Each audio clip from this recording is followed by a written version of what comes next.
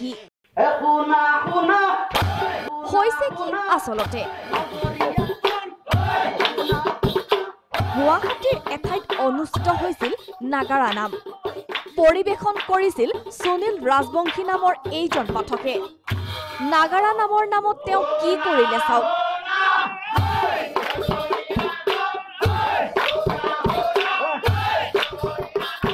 অসমীয়া সংস্কৃতিৰ বিকৃতকৰণ কৰি এই ৰূপ দিলে তেওঁ নাগাৰাৰ তালে তালে পাঠকৰ থিয় জাপ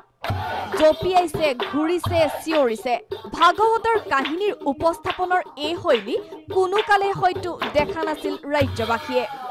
এই দৃশ্য বিয়পিছে ছ'চিয়েল মিডিয়াত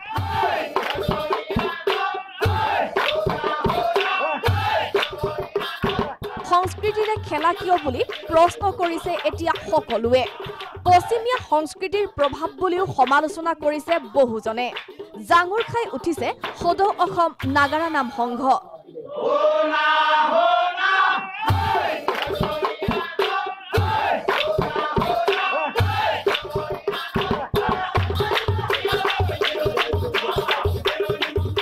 সৌন্দৰ্য বিনষ্ট নকৰিব সুনীল ৰাজবংশীক হকিয়নি হোৱাটো হৈ গ'ল নঘটিবলগীয়া ঘটনাও ঘটি গ'ল ৰাজবংশীক ৰাজহুৱাকৈ ক্ষমা খোজাৰ দাবী কিন্তু এনে ঘটনা এয়া প্ৰথম নহয়